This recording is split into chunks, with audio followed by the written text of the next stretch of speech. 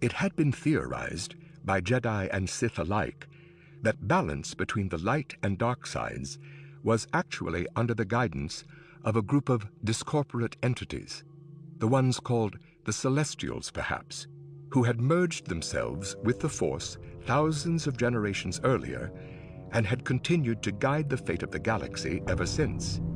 In effect, a higher order of intermediaries whose powers were beyond the understanding of mortal beings. But many Sith viewed the notion with disdain,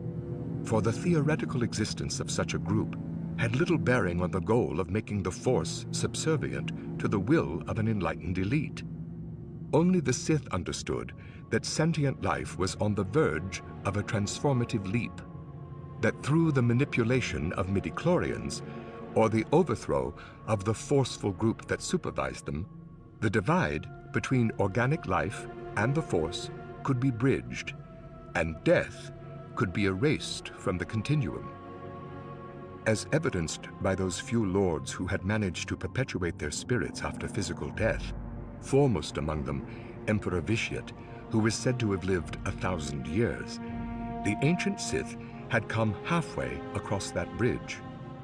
But those few had been so focused on worldly power that they had ended up trapping themselves between realms,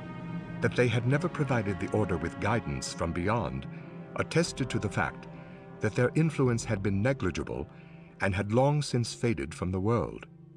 In the same way that the Prebane Sith had been responsible for their own extinction,